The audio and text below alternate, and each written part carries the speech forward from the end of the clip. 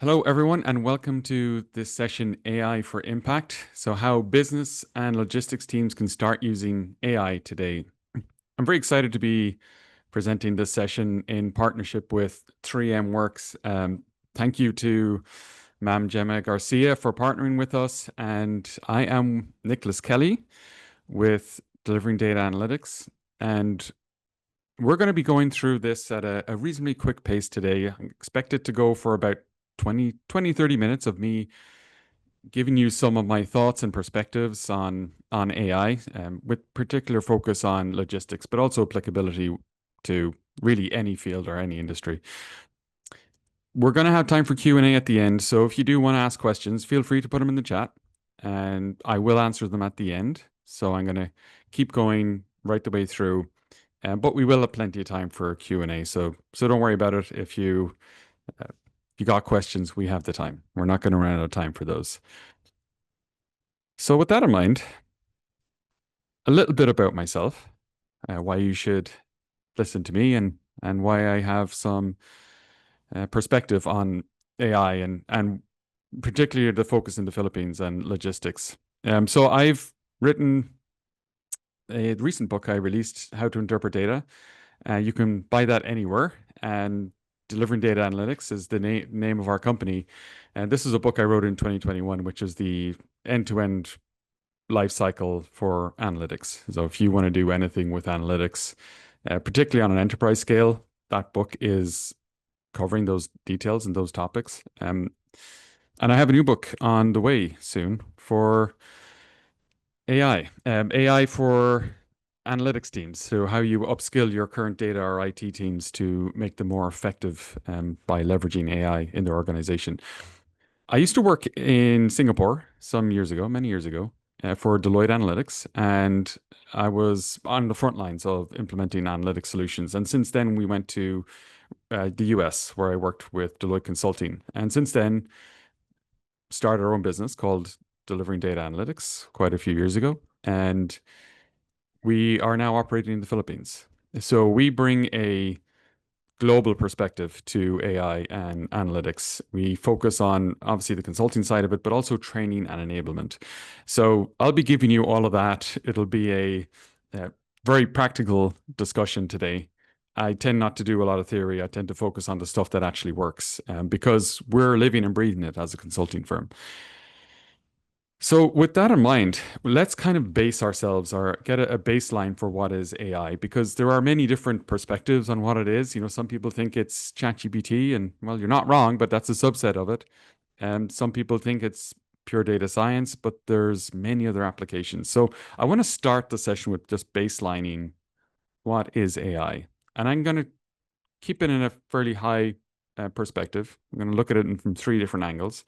Firstly, you can use AI to predict things. And this is more of the sort of traditional, classical um, artificial intelligence, machine learning approach, data science approach, and it lets you see into the future. Now, this is distinct to just typical analytics and business intelligence, which is table stakes. You really should be doing that. And if you're not, that's where you need to start before you do any of this. So this is assuming you have a good baseline of data, right? So predict what it does, forecast demand, forecast inventory, look at your risk, right? And forecast any issue around risk, and recommend best options or best actions. So if you can imagine your prediction AI telling you what you need to do next, what's your next best action, right? So that's kind of like cutting edge um, machine learning data science, right? So that's where you want to be with that space. Some typical business wins that you would look at from being able to predict. And these are real industry numbers: 5 to 10% lower transport and holding costs, as well as increased OTIF and service levels. So there's many things you can do in this space, right? So you could spend years and years doing this and get huge rewards from it. Now, what we've been hearing more of lately is the create aspect of AI, which is the generative AI, large language models. We've all heard of ChatGPT, Claude. There's Copilot built on ChatGPT. There's many, many other large language models out there. And these help you to create. For example, it helps you write, design, and write your code. And for us in logistics and business, it can help us write SOPs, do our emails, help write job descriptions for recruiting, can generate images, reports, create code snippets for you. There's lots of good things you can do. And if you're not using that right now, you really should be. It's the low-hanging fruit to go after and doesn't necessarily need your data to be in great shape, although that absolutely helps. Some of the typical business wins. So you get some 2 to 4 hour faster document creation, decreased agency, copy and editing spend. Well, there's so many things you could look at here in this space that it's it could get very huge in terms of cost savings of where you could spend your time helping you create. Now, on the final aspect of this, we want to talk about ACT. This is more recent innovations in artificial intelligence. So we've looked at predict, which is the more traditional classical. Huge value there. You want to do it. You should be doing it. Your data needs to be in good shape to do that. There's the create side, which is the generative, ChatGPTs of the world. And then there's the more recent development, which is basically taking those two, predict and create, and with action using agentic AI, autonomous agents, um, to help take the next step without actually needing human involvement. And this is like the more cutting edge of where AI is at the moment. Some examples, right? So you can use end-to-end ordering, routing, booking. You can have self-healing data pipelines. Don't worry if that's too technical, but it's kind of like in the IT side of it, things very helpful. Use it for alerting. There's so many things you can do with it. Some typical wins you would get out of this is like 30 to 70% fewer manual handoffs, 24/7 execution, audit trail, managing your risk. So think of like a bunch of AI agents specialized in certain tasks, being able to talk to each other, look at different documents you have in your organization, make decisions based off those, create content using large language models based off all of that, and then make decisions and go and execute and do things. And so this is really where AI is at these days. But you don't need to do that necessarily to get immediate value. So there's value across all these three areas. So I don't want you to think AI is just any one of these. AI is all of these. And you could be focused on any one of them and still get value out of it. So with that in mind, there's huge gains to be had. Now, so when I talk about AI, I'm kind of going to be talking about all of these. Okay. So that just helps us have a clear set of definitions of what we're going to be talking about here. So some cool things about the Philippines, right? So there's a recent study came out that Microsoft did, and that surveyed workers all over the globe, and not just the Philippines, but everywhere, US, Canada, all over Asia, all over Europe. And what they found was that 86% of Filipino knowledge workers already use AI at work. Now, that might be a surprise to some of the CEOs in the workplace, right? Because many of them don't think their employees are using ChatGPT or the various different tools, but they are, and they're bringing their own AI to work. So there's this new term: if they're basically the company is not AI ready, the employees are. That's a massive risk, right? So you need to get ahead of that. But it's good news in one way, that we have like people already are very keen to use AI. So we need to capitalize on that. Now, the risk here and the downside is 27% of companies in the Philippines say their data is fully centralized and accessible across the organization, right? So while the workforce is somewhat primed and ready to use AI, their systems are not. And I'm going to talk a bit about that, what that means for us a little bit later. But that means you're not going to maximize, even if you had like a good policy, you had like a tools and ways for your employees to use AI, you're not going to maximize it unless you have a centralized, accessible data source and data foundation. More on that later. 64% of Philippines business leaders believe they have less than 12 months to roll out an AI strategy. So you're seeing a few things here that are in conflict with each other. You have a workforce that's ready to use AI. You have not any kind of data foundation in place that's going to maximize it or leverage it. Yet, leaders here know that they have to start doing something with AI and have an AI strategy.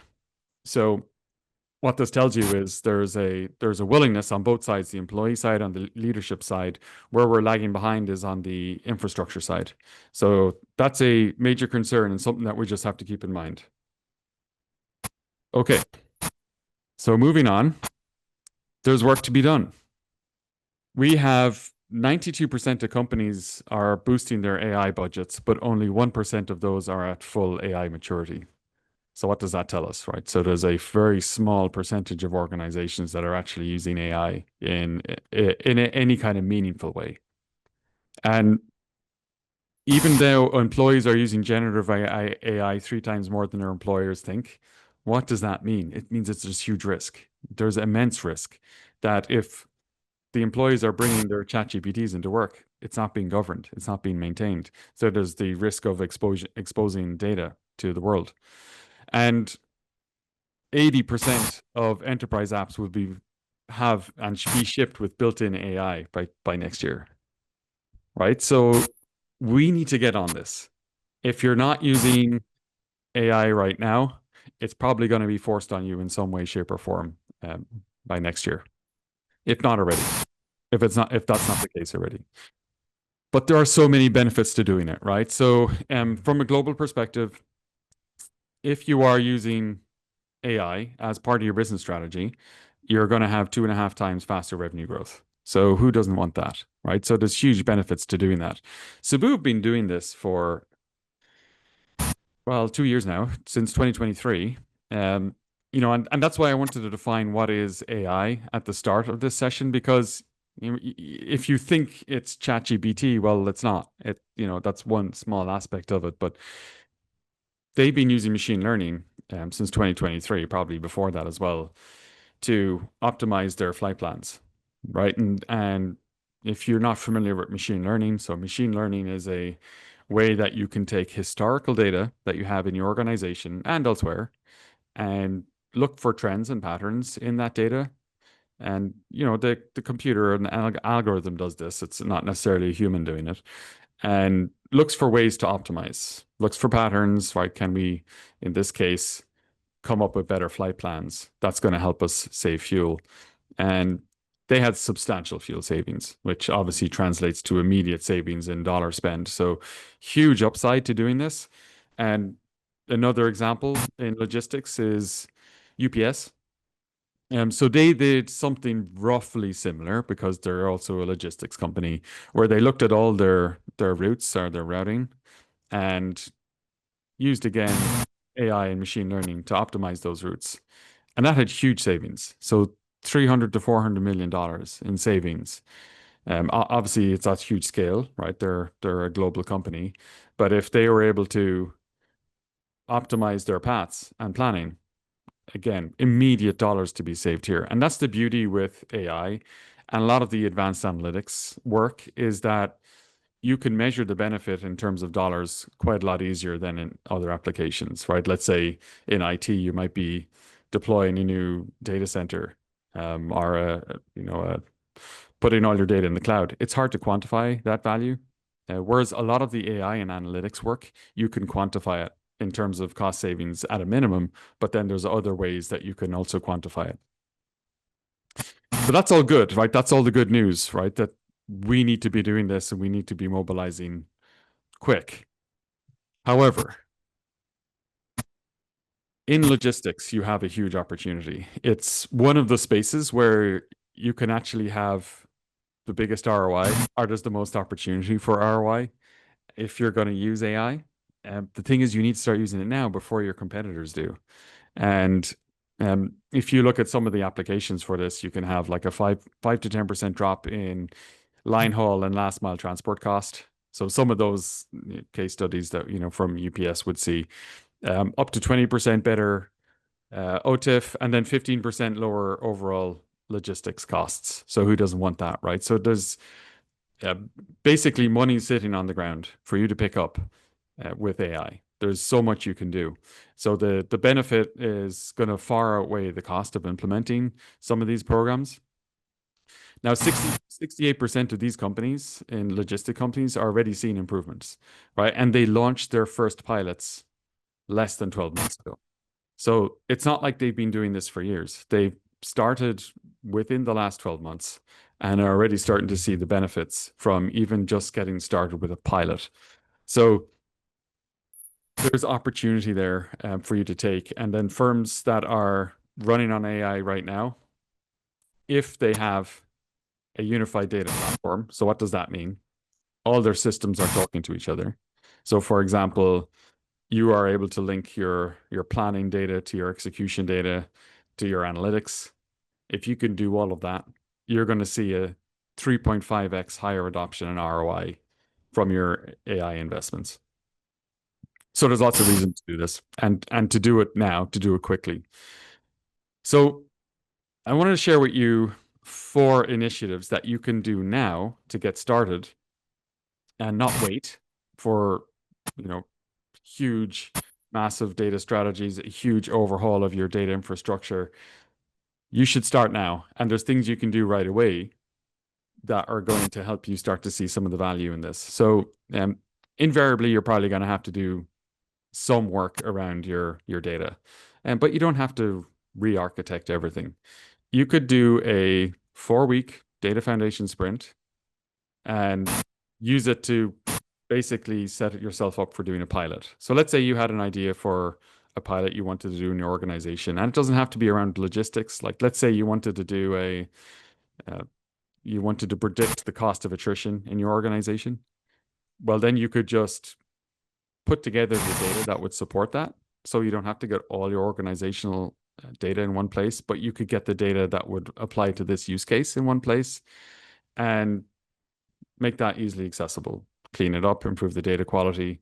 When we've done that work in the past, right, you're generally looking at 4 weeks. If you're kind of optimal and smart about it. It depends on the pilot, it depends on the use case. And from there, you could do a quick pilot, right? So my recommendation is like, just don't wait. Don't wait for everything to be perfect. Things are never going to get perfect. Like your data is always going to be in some shape or form less than optimal or less than ideal. If you wait for that to happen, you're probably going to be waiting for years. The trick is going to be identifying a pilot that you can do now with the data in the way that it is, with some minor cleaning, some tweaking, some consolidation. So you need to pick a pilot that's going to work for you in your organization, but also one that's going to be sufficiently high impact, that's going to demonstrate ROI for you. Because if you want to get your leadership, or if you are your leadership, you need to convince other people in your organization to get on board. It's going to be hard to do that without any proven use cases, unless everyone's in agreement they need to do something with AI. But if you want to start now, it's going to be very helpful to prove a use case and a win. So I recommend a pilot should not really take more than 6 weeks. If you're taking more than 6 weeks, there's probably more underlying issues with your data. So that's why I stagger them this way. I say, like, start with your data foundation first with a limited set of data that's going to support this pilot. So you're roughly looking at 10 weeks between these two. They would run, you could run them in parallel, depending on the type the pilot is. You might want to run them sequentially. So that's 2 ideas already. The third one is like a non-negotiable. You just have to do this. You need a data and AI strategy roadmap. Now, why am I not saying an AI strategy roadmap? You have to have your data in good shape. There's not much you're going to be able to do other than like large language models using external data if you don't have a good data foundation. You just have to. And we also have to appreciate that's going to take time. That's not something that's going to happen overnight. But what can happen rather quickly, and I suggest roughly 8 weeks, this is generally what we see, is build your roadmap. Come up with the plan.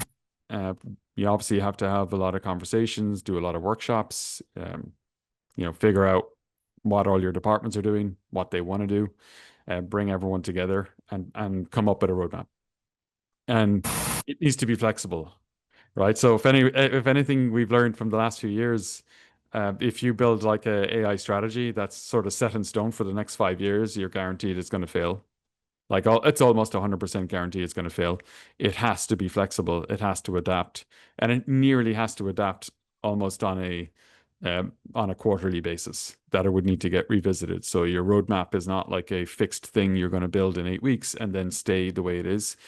You're going to need to revisit that roughly on a quarterly basis because there's multiple reasons. Firstly, your business is going to change once you start using AI. Secondly, the market changes, right? Your competitors are doing things with AI, so now you have to adjust. And finally, obviously the technology is moving so fast that we also need to reassess every quarter, if not even faster than that. So that's like it's a non-negotiable. You have to have a roadmap. And finally, my fourth action that you need to do today is you have to bring your team on a journey. You have to bring them on a literacy cultural shift program. There's a It's easy to focus on the technology side. That's the temptation. If we've seen anything over the years that have made this a failure, it is too much focus on technology, not enough focus on the people.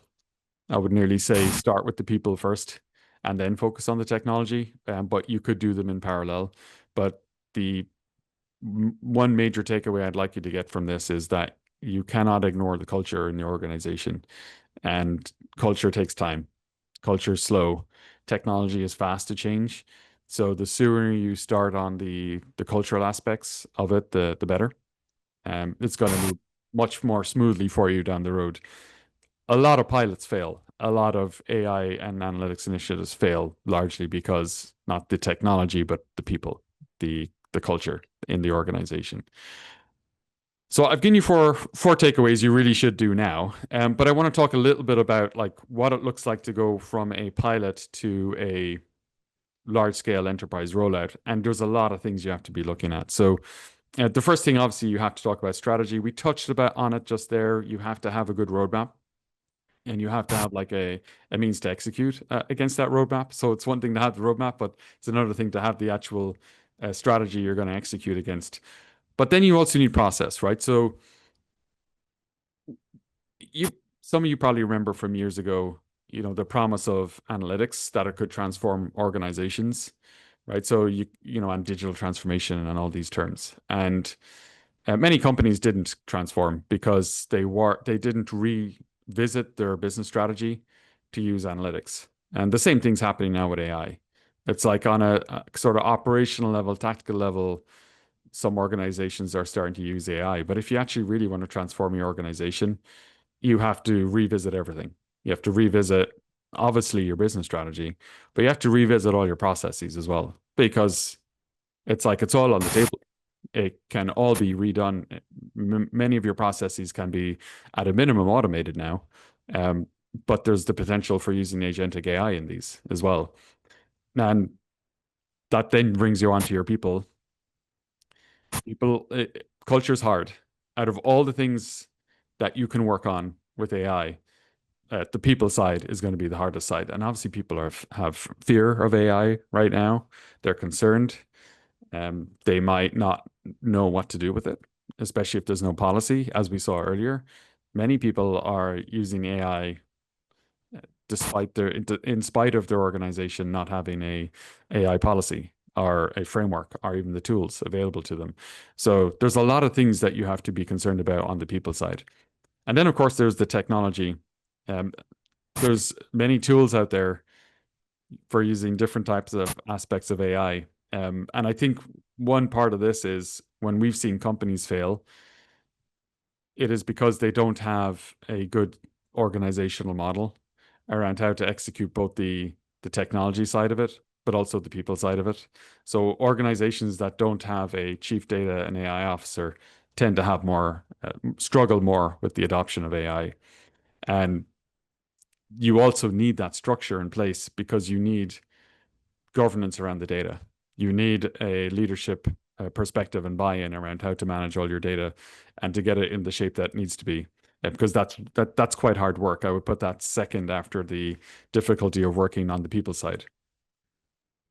And then finally, governance. Now, Gartner's been big about this one. It used to be that, for analytics, you would have these first five. You'd have strategy, process, people, technology, data. And because AI introduces so much complexity and risk, governance is coming up as one of these, a new pillar, basically. So it's now the sixth pillar when you're working with AI, is you really need to have strong governance. And that's another reason why you should have a governance leader, whether that role is fulfilled by a chief data and AI officer, but you need that role within your organization. Someone that's taking a unified perspective on managing and governing all aspects of AI and your data.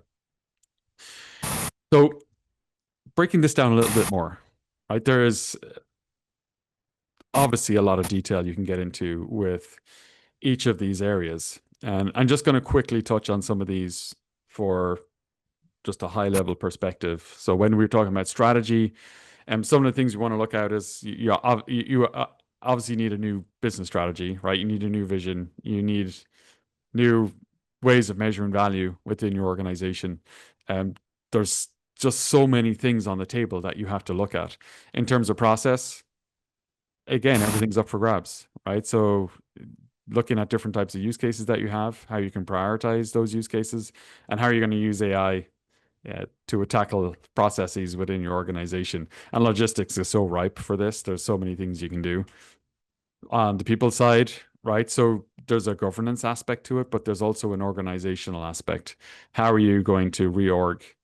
Because if you want to be successful, it's almost table stakes. You're going to have to reorg your company to maximize AI and analytics. How are you going to upscale your organization? Change management, data literacy, AI literacy. There's a lot to look at here. On the technology side, right? Like, don't just look at like, hey, we're going to use ChatGPT. You should be looking at other ways of doing. When we looked at the three types of AI earlier, how are you going to do predictive modeling? How are you going to use machine learning? Right? How are you going to do the act piece? How are you going to do the create piece? You need to be looking at all of these across all areas, and then your data foundation. One of the trickier parts to deal with, and probably more of the longer term elements that you have to build up. But you can also use AI to improve data quality. So it's not like you have to look at traditional ways of improving your data quality, but you need to get on it as a matter of priority. And then finally, the governance piece that which we touched on. There's so much risk around AI. You probably want to start very early on with getting your governance in place and making sure that you're tackling, like, at a minimum, the people using ChatGPT within your organization and exposing your company secrets to the world. That's a minimum, but you also need policies in place to give people like access to the different tools. So, with that in mind, one key takeaway I want you to leave with today is start now. Don't wait till Monday. Actually, start now. If you could start yesterday, start yesterday. But start with a pilot. Focus on a use case that you feel like there is data there that would be within arm's reach, right? Let's say of a 4-week sprint of improving your data quality for that specific use case, and start. Don't wait to start, because everything can come from pilot. If you do a good pilot, you can use it to get buy-in to do a wider AI deployment within your organization, start to reshape the strategy. But it's going to be very hard to get people on board if you don't have something of value to be able to show initially. So with that in mind, we can stop here and I can take questions. And if there's anything you want to clarification on, any more details, let me know. Would love to hear it. And if you want to reach out afterwards, and we do have like a link we can share. So let me just share that link in the chat. So if anyone wants to sign up and talk about any of those things or learn more about it, we're going to be putting on more events in the future. So I just dropped it in the link in the chat. So if you do want to learn about any of those like 4 different types of projects you could do, we can help you out with those. But if you just want to learn more about them as well, we can send you more details. We'll share the we'll share this deck with you afterwards, as well as the recording will be made available. So it's yeah, if you've any questions, let me know.